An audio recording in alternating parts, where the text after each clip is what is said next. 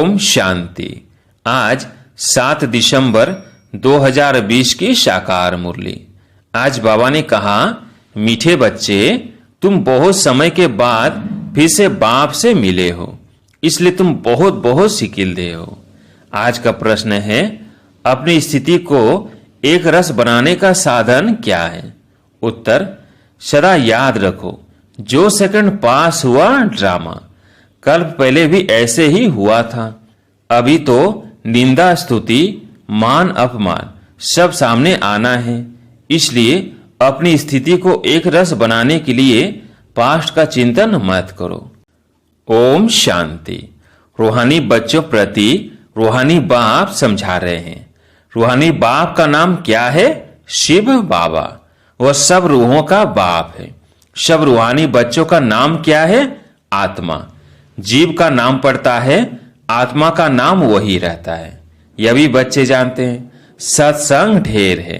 यह है सच्चा सच्चा सत का संग, जो सत बाप राजयोग सिखाकर हमको सतयुग में ले जाते हैं। ऐसे और कोई भी सत्संग व पाठशाला नहीं हो सकती है। यह भी तुम बच्चे जानते हो। सारा सृष्टि चक्र तुम बच्चों की बुद्धि में है। तुम बच्चे ही सुदर्शन चक्रधारी हो। बाप बैठ समझाते हैं, यह सृष्टि चक्र कैसे फिरता है। किसको भी समझाओ तो चक्र के सामने खड़ा करो। अब तुम इस तरफ जाएंगे। बाप जीव आत्माओं को कहते हैं, अपने को आत्मा समझो। यह नई बात नहीं, जानते हो। कल्प कल्प सुनते हैं, अब फिर से सुन रहे हैं। तुम्हारी बुद्धि में कोई भी देहधारी बाप टीचर गुरु नहीं है। तुम जानते हो, विदेही शिव बाबा हमारा टीचर गुरु है। और कोई भी सत्संग आदि में ऐसी बात नहीं करते होंगे। मधुवन तो यह एक ही है। वो फिर एक मधुवन वृंदावन में दिखाते हैं। वो भक्ति मार्ग में मनुष्य ने बैठ बनाए हैं।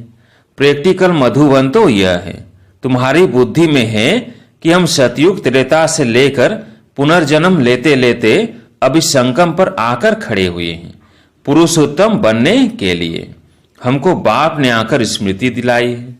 84 जन्म कौन और कैसे लेते हैं वो भी तुम जानते हो। मनुष्य तो सिर्फ कह देते हैं, समझते कुछ नहीं। बाप अच्छी रीति समझाते हैं। सतयुग में सतोप्रधान आत्माएं थी, शरीर भी सतोप्रधान थे। इस समय तो सतयुग नहीं है, यह है कलयुग। गोल्डन एज में हम थे, फिर चक्र लगाकर पुनर्जन्म लेते लेते हम आयरन एज में आ गए। फिर से चक्र जरूर लगाना है। अभी जाना है अपने घर। तुम सिकिलधे बच्चे हो ना। सिकिलधे उनको कहा जाता है जो गुम हो जाते हैं, फिर बहुत समय के बाद मिलते हैं। तुम बच्चे ही जानते हो, यह वही बाबा है जिसने 5000 वर्ष पहले इस सृष्टि चक्र का हमको ज्ञान दिया था, सुदर्शन चक्रधारी बनाया था। अभी फिर से बाप आकर मिले हैं जन्म सिद्ध अधिकार देने के लिए। यहाँ बाप रियलाइज कराते हैं। इसमें आत्मा के 84 जन्मों की भी रियलाइजेशन आ जाती है। यह सब बाप बैठ समझाते हैं, जैसे 5000 वर्ष पहले भी समझाया था, मनुष्य को देवता या कंगाल को सिरताज बनाने के लिए। तुम समझते हो हमने 84 पुनर्जन्म लिए हैं। जिन्होंने नहीं लिए हैं वो यहाँ सीखने के लिए आएंगे भी नहीं। कोई थोड़ा समझेंगे। नंबरवार तो होते हैं ना, अपने अपने घर गृहस्थ में रहना है। सब तो यहाँ नहीं आकर बैठेंगे। रिफ्रेश होने वही आएंगे जिनको बहुत अच्छा पद पाना होगा। कम पद वाले जास्ती पुरुषार्थ भी नहीं करेंगे। यह ज्ञान ऐसा है, थोड़ा भी पुरुषार्थ किया तो वह व्यर्थ नहीं जाएगा। सजा खाकर आ जाएंगे। पुरुषार्थ अच्छा करते तो सजा भी कम होती। ज्ञान की यात्रा बिगड़ विकर्म विनाश नहीं होंगे। यह तो घड़ी घड़ी अपने को याद कराओ। कोई भी मनुष्य मिले, पहले तो उनको यह समझाना है, अपने को आत्मा समझो। यह नाम तो पीछे शरीर पर मिले हैं। किसको बुलाएंगे शरीर के नाम पर? इस संगम पर ही बेहद का बाप रूहानी बच्चों को बुलाते हैं। तुम कहेंगे रूहानी बाप आया है। बाप कहेंगे रूहानी बच्चे पहले रूह फिर बच्चों का नाम लेते हैं। रूहानी बच्चों, तुम समझते हो रूहानी बाप क्या समझाते हैं, तुम्हारी बुद्धि जानती है। शिव बाबा इस भागीरथ पर विराजमान है, हमको वही सहज राजयोग सिखा रहे हैं। और कोई मनुष्य मात्र नहीं जिसमें बाप आकर राजयोग सिखाए। वह बाप आते ही हैं पुरुषोत्तम संगम युग पर, और कोई भी मनुष्य कभी ऐसे कह न सके, समझा न सके। यह भी तुम जानते हो। यह शिक्षा कोई इस बाप की नहीं। इनको तो यह मालूम नहीं था कि कलयुग खत्म हो सतयुग आना है। इनका अब कोई देहधारी गुरु नहीं है, और तो सब मनुष्य मात्र कहेंगे हमारा फलाना गुरु है, फलाना ज्योति ज्योत समाया। सबके देहधारी गुरु हैं। धर्म स्थापक भी देहधारी हैं। यह धर्म किसने स्थापन किया? परम पिता परमात्मा त्रिमूर्ति शिव बाबा ने ब्रह्मा द्वारा स्थापन किया है। इनके शरीर का नाम ब्रह्मा है। क्रिश्चियन लोग कहेंगे क्राइस्ट ने यह धर्म स्थापन किया। वो तो देहधारी हैं, चित्र भी हैं। इस धर्म के स्थापक का चित्र क्या दिखाएंगे? शिव का ही दिखाएंगे। शिव के चित्र भी कोई बड़े कोई छोटे बनाते हैं। है तो वो बिंदी ही, नाम रूप भी है, परंतु अव्यक्त है। इन आंखों से ही नहीं देख सकते। शिव बाबा तुम बच्चों को राज्य भाग्य देकर गए हैं, तब तो याद करते हैं ना। शिव बाबा कहते हैं मन मना भव, मुझ एक बाप को याद करो। किसकी स्तुति नहीं करनी है। आत्मा की बुद्धि में कोई देह याद न आए, यह अच्छी रीति समझने की बात है। हमको शिव बाबा पढ़ाते हैं। सारा दिन यह रिपीट करते रहो, शिव भगवानुवास। पहले पहले तो अलग ही समझना पड़े। यह पक्का नहीं किया और बेलते बताई तो कुछ भी बुद्धि में बैठेगा नहीं। कोई कह देते यह बात तो राइट है, कोई कहते इसे समझने में तो टाइम चाहिए, कोई कहते विचार करेंगे। किस्म किस्म के आते हैं। यह है नई बात। परमपिता परमात्मा शिव आत्माओं को बैठ पढ़ाते हैं। विचार चलता है क्या करे जो मनुष्यों को यह समझ में आ जाए। शिव ही ज्ञान का सागर है। आत्मा को ज्ञान का सागर कैसे कहते हैं? जिसको शरीर ही नहीं है। ज्ञान का सागर है तो जरूर कभी ज्ञान सुनाया है, तब तो उनको ज्ञान का सागर कहते हैं। ऐसे ही क्यों कहेंगे? कोई बहुत पढ़ते हैं तो कहा जाता है ये तो बहुत वेद शास्त्र पढ़े हैं, इसलिए शास्त्री अथवा विद्वान कहा जाता है। बाप को ज्ञान का सागर ऑथोरिटी कहा जाता है। जरूर होकर गए हैं। पहले तो पूछना चाहिए अभी कलयुग या सतयुग, नई दुनिया है या पुरानी दुनिया? अहम ऑब्जेक्ट तो तुम्हारे सामने खड़ा है। यह लक्ष्मी नारायण अगर होते तो उन्हों का राज्य होता। यह पुरानी दुनिया कंगालपना ही नहीं होता। अभी तो सिर्फ इन्हों के चित्र हैं, मंदिर में मॉडल से दिखाते हैं। नहीं तो उन्हों के महल बगीचे आदि कितने बड़े बड़े होंगे। सिर्फ मंदिर में थोड़ी रहते होंगे। प्रेसिडेंट का मकान कितना बड़ा है। देवी देवता तो बड़े बड़े महलों में रहते होंगे, बहुत जगह होगी। वहां डरने आदि की बात ही नहीं होती। सदैव फुलवाड़ी रहती है, कांटे होते ही नहीं। वह है ही बगीचा। वहां तो लकड़ियां आदि जलाते नहीं होंगे। लकड़ियां में धुआं होता है तो दुख फील होता है। वहां हम बहुत थोड़े टुकड़े में रहते हैं, पीछे वृद्धि को पाते जाते हैं। बहुत अच्छे अच्छे बगीचे होंगे, खुशबू आती रहेगी। जंगल होगा ही नहीं। अभी फीलिंग आती है, देखते तो नहीं है। तुम ध्यान में बड़े बड़े महल आदि देख आते हो, वो तो यहाँ बना नहीं सकते। साक्षात्कार हुआ फिर गुम हो जाएगा। साक्षात्कार किया तो है ना। राजाएं प्रिंस प्रिंसेस होंगे, बहुत रमणीक स्वर्ग होगा। जैसे यहाँ मैसूर आदि रमणीक है, ऐसे वहां बहुत अच्छी हवाएं लगती रहती हैं। पानी के झरने बहते रहते हैं। आत्मा समझती है हम अच्छी अच्छी चीजें बनाएं। आत्मा को स्वर्ग तो याद आता है ना। तुम बच्चों को रियलाइज होता है क्या क्या होगा, कहाँ हम रहते होंगे। इस समय यह स्मृति रहती है। चित्रों को देखो, तुम कितने खुश नसीब हो। वहां दुख की कोई बात नहीं होगी। हम तो स्वर्ग में थे, फिर नीचे उतरे, अब फिर स्वर्ग में जाना है। कैसे जाएं? रस्सी में लटक कर जाएंगे क्या? हम आत्माएं तो रहने वाली है शांति धाम की। बाप ने स्मृति दिलाई, अब तुम फिर देवता बन रहे हो और दूसरों को बना रहे हो। कितने घर बैठे भी साक्षात्कार करते हैं। बांधेलियों ने कभी देखा थोड़ी है कैसे आत्मा को उछल आती है। अपना घर नजदीक आने से आत्मा को खुशी होती है। समझते हैं बाबा हमको ज्ञान देकर सिंगारने आए हैं। आखिर एक दिन अखबारों में भी पड़ेगा। अभी तो स्तुति, निंदा, मान, अपमान सब सामने आता है।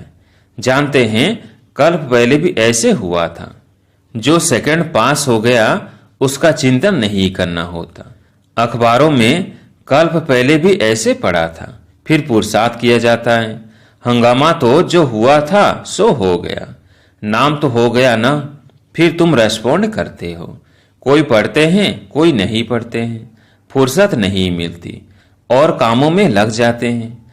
अभी तुम्हारी बुद्धि में है यह बेहद का बड़ा ड्रामा है। टीक टीक चलती रहती है, चक्र फिरता रहता है। एक सेकंड में जो पास हुआ फिर 5000 वर्ष बाद रिपीट होगा। जो हो गया सेकंड बाद ख्याल में आता है यह भूल हो गई, ड्रामा में नोंद गया।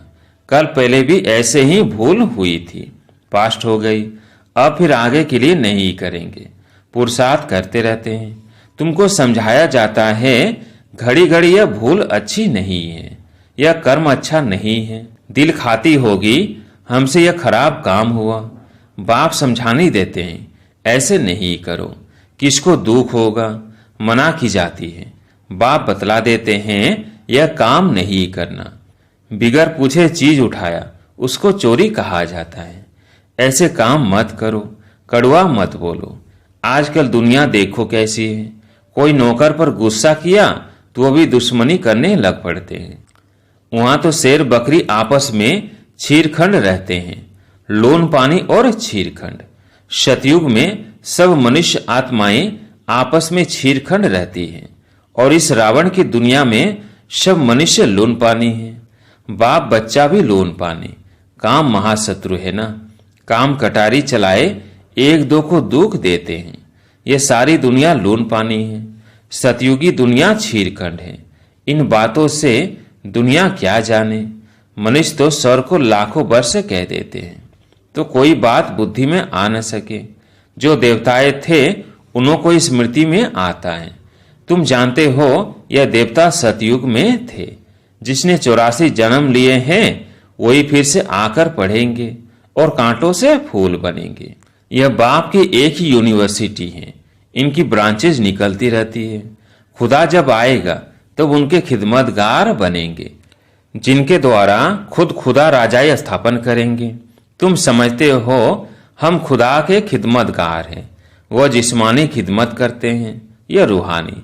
बाबा हम आत्माओं को रूहानी सर्विस सिखला रहे हैं क्योंकि रूह ही तमो प्रधान बन गई है। फिर बाबा शतो प्रधान बना रहे हैं।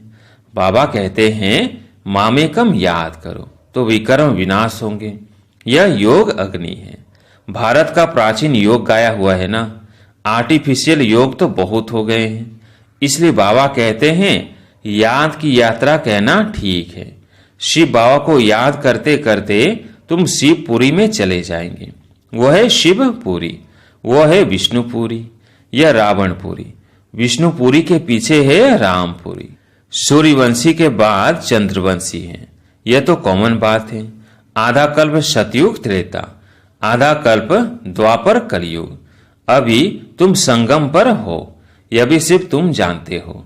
जो अच्छी रीति धारणा करते हैं वो दूसरे को भी समझाते हैं। हम पुरुषोत्तम संगम युग पर हैं। यह किसकी बुद्धि में याद रहे तो भी सारा ड्रामा बुद्धि में आ जाए, परंतु कलयुगी देह के संबंधी आदि याद आते रहते हैं। बाप कहते हैं तुमको याद करना है एक बाप को। सर्व का सदगति दाता राजयोग सिखलाने वाला एक ही है। इसलिए बाबा ने समझाया है शिव बाबा की ही जयंती है जो सारी दुनिया को पलटाते हैं। तुम ब्राह्मण ही जानते हो अभी हम पुरुषोत्तम संगम युग पर है। जो ब्राह्मण है उनको ही रचयिता और रचना का ज्ञान बुद्धि में है। अच्छा, मीठे मीठे सिकिलदेव बच्चों प्रति माता पिता बाप दादा का याद प्यार और गुड मॉर्निंग। रूहानी बाप की रूहानी बच्चों को नमस्ते। हम रूहानी बच्चों की रूहानी बाप दादा को याद प्यार गुड मॉर्निंग नमस्ते नमस्ते। धारणा के लिए मुख्य सार। पहला पॉइंट, कोई भी ऐसा कर्म नहीं करना है जिससे किसी को दुख हो। कड़वे बोल नहीं बोलने हैं। बहुत बहुत छिड़कन होकर रहना है। दूसरा पॉइंट, किसी भी देहधारी की स्तुति नहीं करनी है। बुद्धि में रहे हमको शिव बाबा पढ़ाते हैं, उस एक की ही महिमा करनी है। रूहानी खिदमतकार बनना है। आज प्यारे मीठे बाबा का वरदान, सर्व के गुण देखते हुए स्वयं में बाप के गुणों को धारण करने वाले गुणमूर्त भव। सर्व के गुण देखते हुए स्वयं में बाप के गुणों को धारण करने वाले गुणमूर्त भव। संगम युग पर जो बच्चे गुणों की माला धारण करते हैं वही विजय माला में आते हैं। इसलिए होली हंस बन सर्व के गुणों को देखो और एक बाप के गुणों को स्वयं में धारण करो। यह गुणमाला सभी के गले में पड़ी हुई हो। जो जितने बाप के गुण स्वयं में धारण करते हैं उनके गले में उतनी बड़ी माला पड़ती है। गुणमाला को सिमरण करने से स्वयं भी गुणमूर्त बन जाते हैं। इसी की यादगार में देवताओं और शक्तियों के गले में माला दिखाते हैं। स्लोगन है, साक्षीपन की स्थिति ही यथार्थ निर्णय का तख्त है। साक्षीपन की स्थिति ही यथार्थ निर्णय का तख्त है। अच्छा, ओम शांति।